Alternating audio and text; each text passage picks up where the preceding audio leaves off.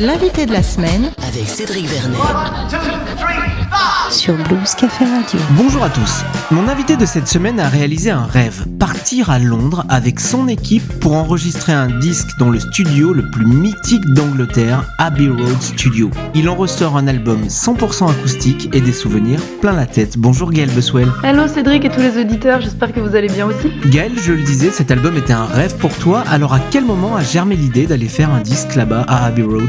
Eh bien écoute, c'est complètement dingue ce qui nous est arrivé. Je pense pas qu'un jour on aurait imaginé aller enregistrer dans ce studio-là, et puis en fait c'est notre aventure de musiciens avec toute l'équipe qui nous a conduits jusqu'à ce studio-là et nos fans.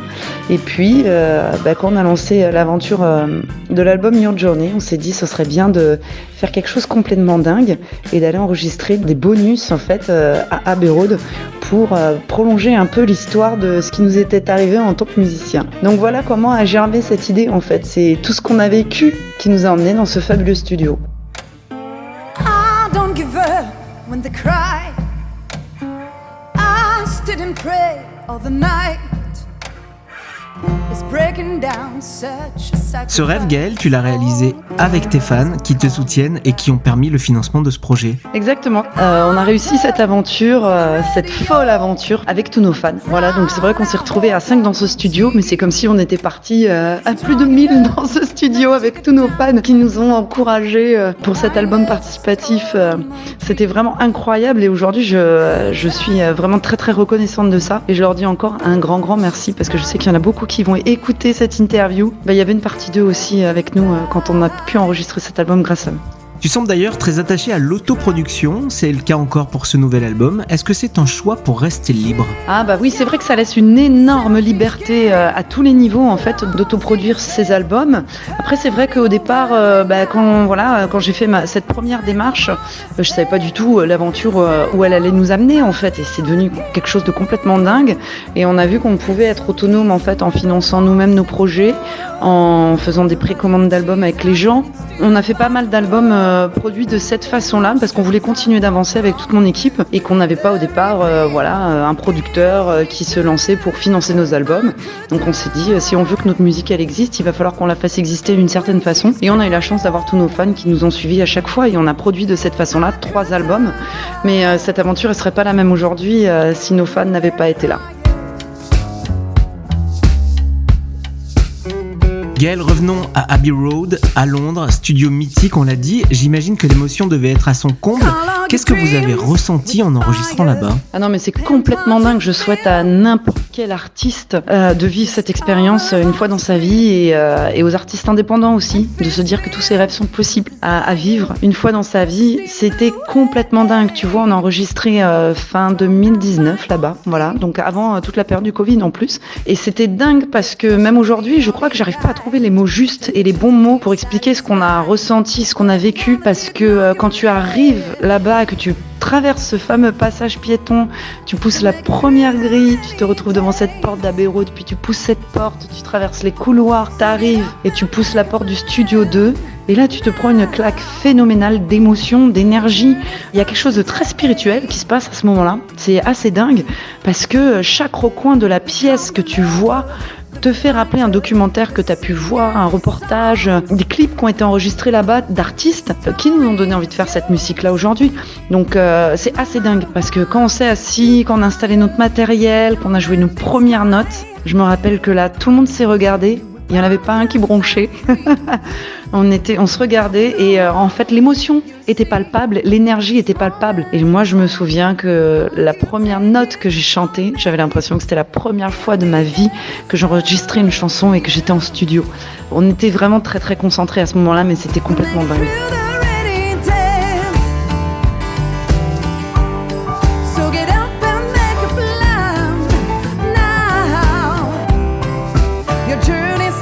Alors vous ne vous êtes pas contenté d'enregistrer à Abbey Road, à défaut de pouvoir enregistrer avec Geoff Emerick, l'ingé son des Beatles, vous vous êtes adjoint les services d'un autre réalisateur de renom, Chris Bolster, qui a travaillé, je cite, avec Paul McCartney, Oasis, les Foo Fighters. Comment s'est faite cette rencontre ? Ah bah écoute, Chris Bolster travaille dans ce studio à Abbey Road, c'est comme ça qu'on l'avait rencontré. Et puis les garçons, ils connaissaient très bien cet ingé son. Et quand je leur ai dit bon allez ça y est, on va partir enregistrer à Abbey Road, ils se sont dit mais attends, mais il y a Chris Bolster qui est là-bas, ce serait génial qu'on puisse travailler avec lui. Il a remasterisé les albums des Beatles, il a travaillé avec Paul McCartney, les Foo Fighters, enfin c'était complètement dingue. Je me suis dit bon bah si c'est pour faire un truc dingue à la Abbey Road, on va voir si on peut faire aussi cette chose folle de pouvoir enregistrer ces 2 journées avec Chris Bolster. C'était hyper impressionnant de travailler avec lui. Et en fait, c'est un gars qui est génialissime, qui est d'une simplicité absolue, qui est d'une bienveillance absolue et qui nous a mis complètement à l'aise. Et il était super content d'avoir un groupe de blues rock français qui venait enregistrer. Et c'était vraiment une collaboration extraordinaire à faire avec quelqu'un comme ça, parce que il a eu les plus grands mais ne juge personne en fait. Il est là pour la musique et pour sa passion de la musique.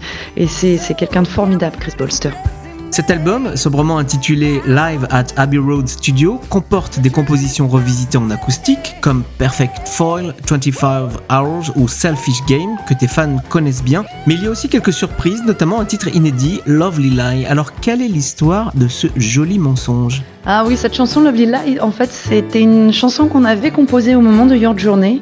Et puis quand il y a eu l'aventure à Abbey Road, on s'est dit, mais cette version, ça sonnerait vachement bien en acoustique. Les garçons entendaient plein de choses dessus. À l'époque où je l'ai écrite, c'est vrai que ça parle beaucoup des réseaux sociaux, en fait, et de toutes les choses fake qu'on peut voir, en fait. Tu vois, on se rend compte qu'il y a beaucoup de gens qui s'identifient à certaines personnes et via les réseaux sociaux. Et en fait, les réseaux sociaux, c'est pas la réalité. Ça a été un sujet qui m'a beaucoup marqué à un moment donné. Et c'est vrai qu'on a voulu mettre ces mots-là sur une chanson parce qu'à ce moment-là, ça nous parlait tous en fait, tout simplement.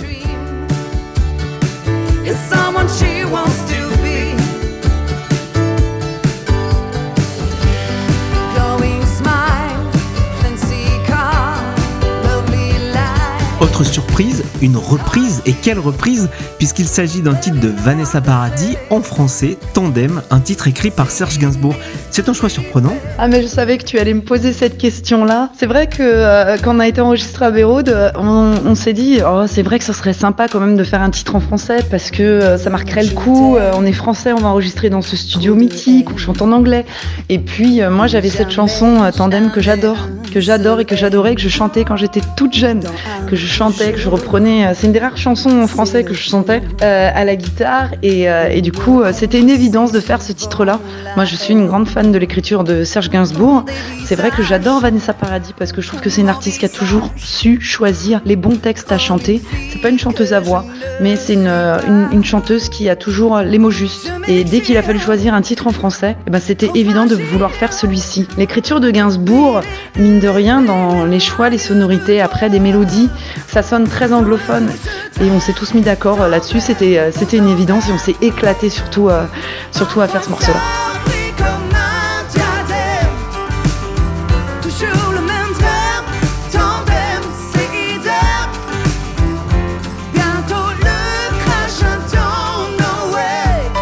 Gaël, avec ce titre, Tandem, nous vient l'envie de t'entendre un peu plus souvent chanter en français. Est-ce que c'est quelque chose que tu as en tête pour un prochain projet ? Écoute, moi j'ai jamais été fermée à chanter en français. On y pense, à chaque fois qu'on fait un album, on y pense. On travaille des morceaux en français. Soit on va pas jusqu'au bout, soit au bout du compte ça nous ressemble pas. On n'a pas encore trouvé la recette magique de faire la musique qu'on fait actuellement, de la faire en français. On continue notre chemin, travailler aussi dans ce sens-là. Et puis peut-être qu'un jour, il y aura cette surprise sur un album d'avoir un titre.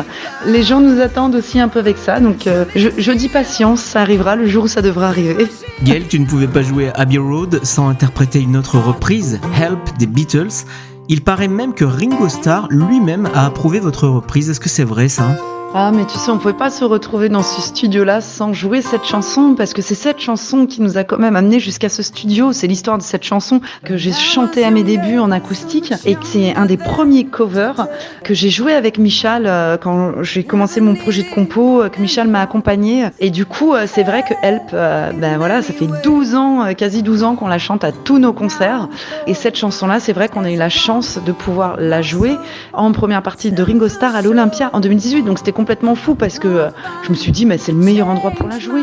Et puis j'en avais parlé à Mathieu Drouot, il m'a dit mais t'es complètement malade de jouer un titre des Beatles en première partie d'un des membres des Beatles.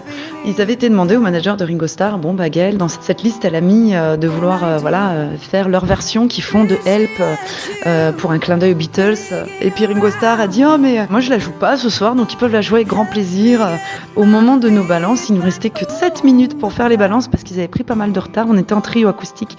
Et sur ces 7 minutes de balance qu'on avait, au moment où je suis en train de m'accorder et commencer à chanter dans le micro, il y a quelqu'un qui vient qui me tape sur l'épaule et là je me retourne et c'était Ringo Starr. Et du coup, je crois que ma mâchoire s'est décrochée et qui me dit bonjour Gaëlle, moi c'est Ringo Starr, je suis vraiment très très heureux que tu sois avec nous aujourd'hui.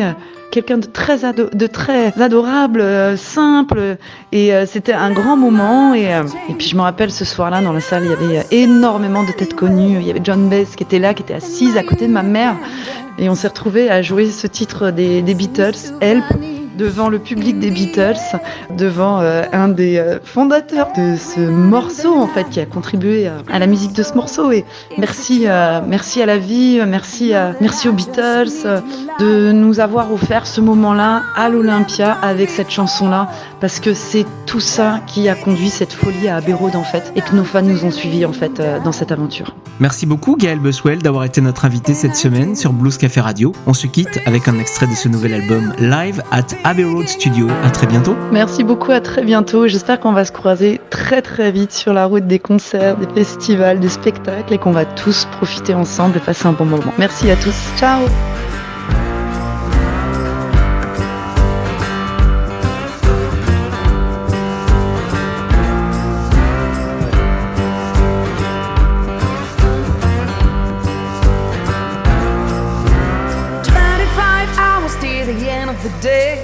Working hard, bringing my pay.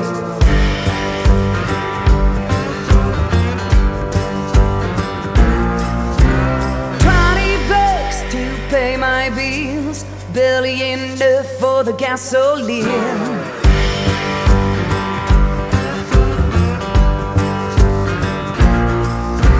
Too many miles to the end of the road, lots of coffee and night in motel room.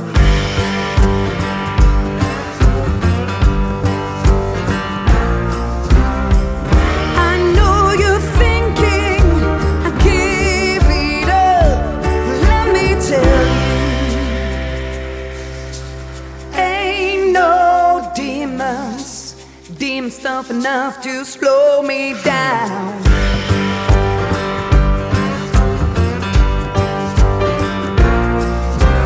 20,000 leagues from the deep blue sea, the sun will be shining when I fall asleep.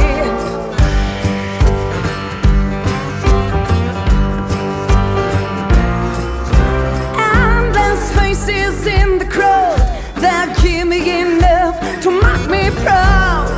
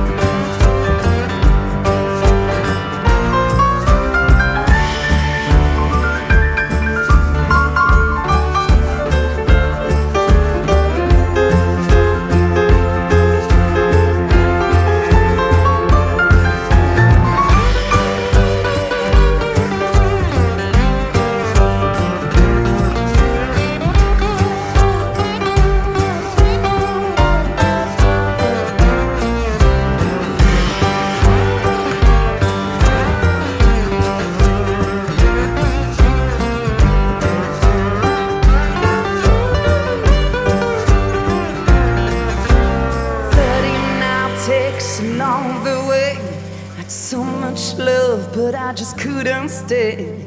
Climb the tower that gave you a crown. Keep on trying. won't back down. Hello, ain't no demon stuff enough to slow me down.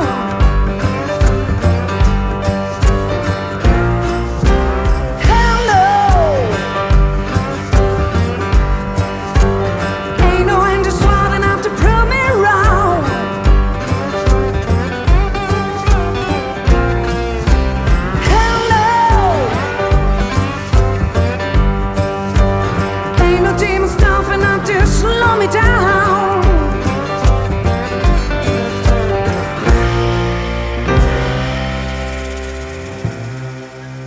No demon stuff enough. Gaël Buswell était notre invité cette semaine sur Blues Café Radio en partenariat avec Blues Magazine. Pour réécouter l'ensemble de nos podcasts, rendez-vous sur le www.bluescaferadio.com.